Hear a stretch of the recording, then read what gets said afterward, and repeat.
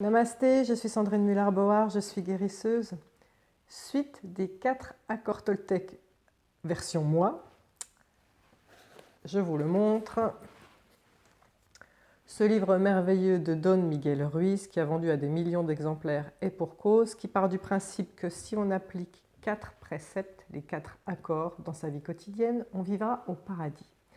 Le 3e accord Toltec est « Ne faites pas de suppositions ». Alors, ce qu'il faut savoir, c'est que l'être humain a 3 défauts énormes. Il voit ce qu'il veut voir, il entend ce qu'il veut entendre, et il part du principe que tout le monde pense comme lui. Et alors, ça, croire que tout le monde pense comme vous, c'est la pire des choses, parce que ça va vous amener à faire des suppositions. Je vais vous donner un exemple que les femmes connaissent bien. On se dit souvent, s'il m'aime, il devrait savoir que. Parce qu'on pense que notre chéri, il est comme nous. Alors, s'il m'aime, il devrait savoir qu'au moins une fois par semaine, il devrait m'acheter des fleurs. Ok, donc, toute la semaine se passe. Vous n'avez absolument rien dit au chéri. Ah ben oui, il est censé savoir, puisqu'il est comme vous. Et puis là, le samedi arrive, il rentre de sa promenade, il vous fait un petit bisou. Ça va, ma chérie? Il est tout gentil, tout va bien. Et là, vous êtes furax. Furax, pourquoi? Parce que s'il m'aime, il devrait savoir qu'il devrait m'amener des fleurs. Et donc là, vous attendez les fleurs de pied ferme, et puis il arrive, il n'y a pas de fleurs, et donc vous lui répondez sèchement, et puis là, lui, il va se dire, mais qu'est-ce que j'ai fait? Je ne comprends rien. Et là, c'est le départ de conflits ouverts. Ces suppositions qu'on fait tous amènent des conflits. Ça peut amener des conflits intérieurs, les suppositions, parce que malheureusement, notre mental a besoin de tout expliquer. Il n'est pas capable de laisser des faits en suspens comme ça, il a besoin d'expliquer. Donc c'est pour ça qu'il fait ces suppositions. Les conflits intérieurs, je vais vous les donner. Quelqu'un est censé vous appeler, et puis la personne ne vous appelle pas. Ça y est, c'est parti les suppositions. Ça y est, alors si c'est votre chéri, il m'a quitté, ça y est, il a une maîtresse. Si c'est votre enfant qui ne vous appelle pas, ça y est, il a eu un accident de la route, il est mort, ça y est, il s'est fait enlever par quelqu'un. Mais ça mène à des tsunamis émotionnels intérieurs incroyables. Vous savez ce qu'il faut pour éviter les suppositions? Poser des questions. Posez des questions, ça ne vous rendra pas plus bête, bien au contraire. On croit à tort que de poser des questions, ça va nous diminuer aux yeux des autres, comme si on n'avait pas compris. Eh bien non, posez des questions, reformulez. Si j'ai bien compris, tu as dit que ça? Ou alors, au contraire, reformulez ce que vous avez dit. Vous exprimez votre pensée à quelqu'un, reformulez-la avec d'autres mots, sous un autre angle, pour vérifier que la personne a bien compris. C'est important.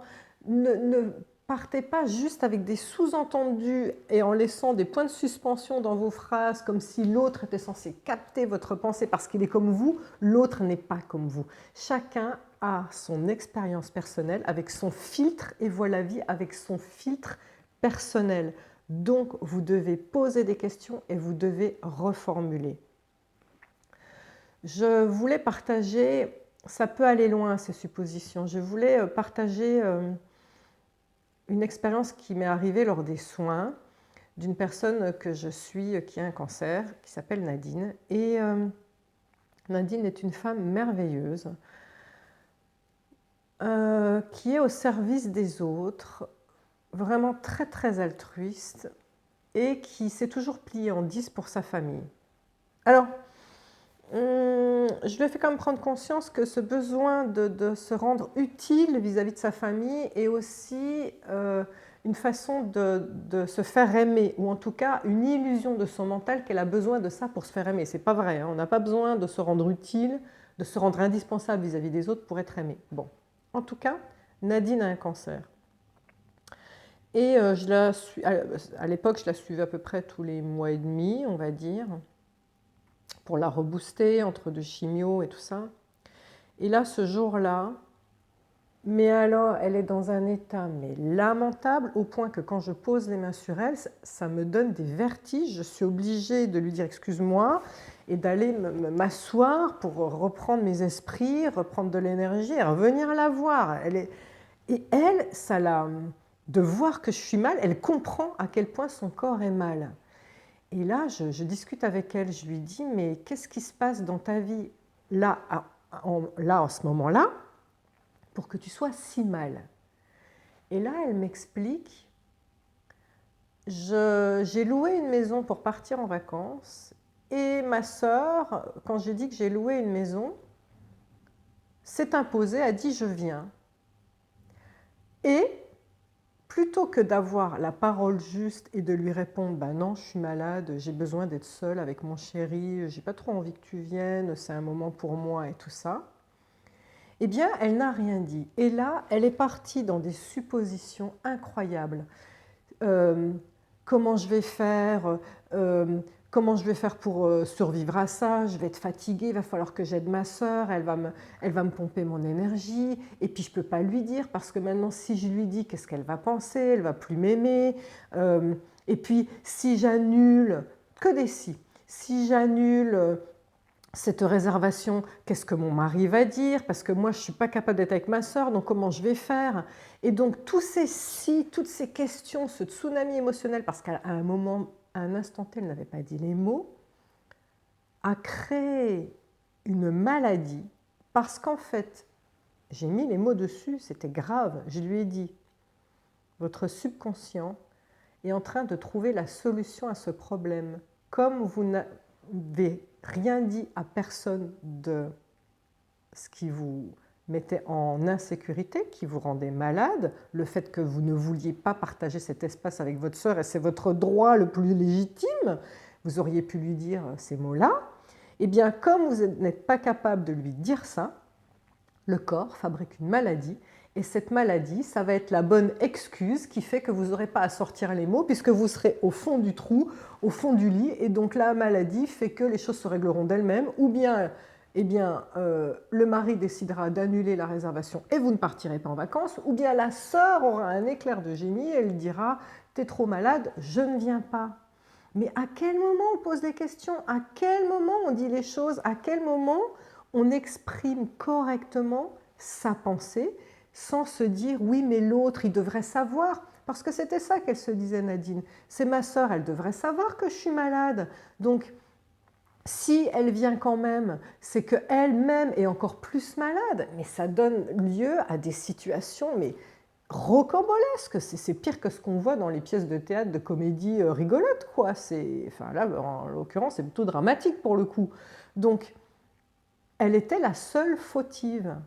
Ne faites pas de suppositions.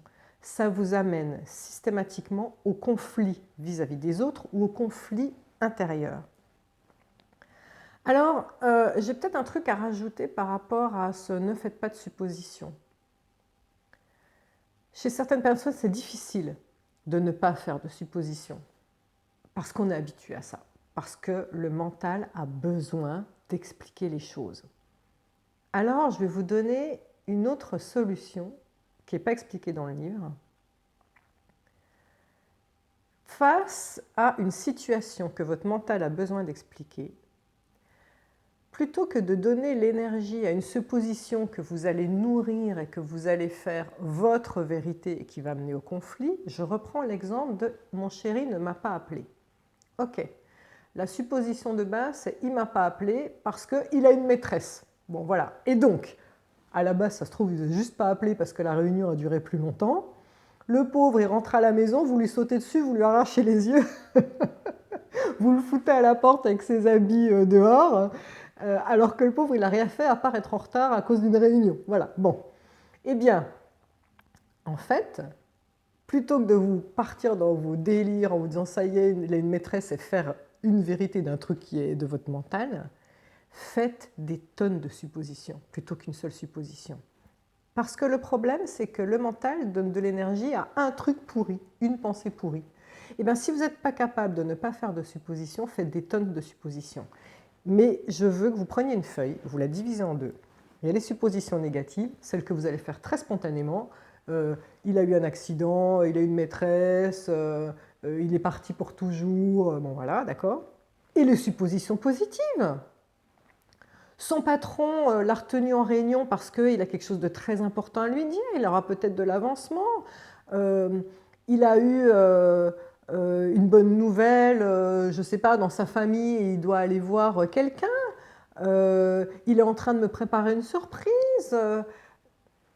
Il y a plein de choses positives que vous pouvez voir. Donc, ce qui est important, c'est que finalement, le fait de faire plein de suppositions, ça ne va pas focaliser l'énergie juste sur un truc que vous allez nourrir en permanence et puis du coup faire une situation, faire une vérité d'une situation qui n'en est pas une au départ, mais vous allez justement disséminer cette énergie dans plein de suppositions et du coup le mental va perdre de sa puissance puisqu'il ne saura plus laquelle de ces suppositions est la bonne.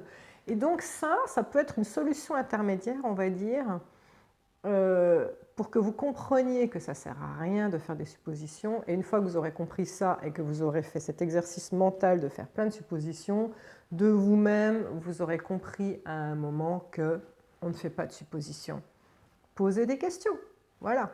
Il ne m'a pas appelé. Bah écoute, c'est quoi? J'appelle moi. J'appelle. Alors, t'es où? Tu fais quoi? Bah oui, bah voilà, vous avez la réponse tout de suite. C'est pas mieux, non? Et quand bien même vous appelez et vous tombez sur répondeur, il y a toujours la solution de lâcher l'affaire en disant « je saurai bien assez tôt, tout va bien ». Ou alors, si vous n'êtes pas capable de faire ça, faites votre petit tableau avec 15 000 suppositions. Merci de m'avoir écouté. Namasté.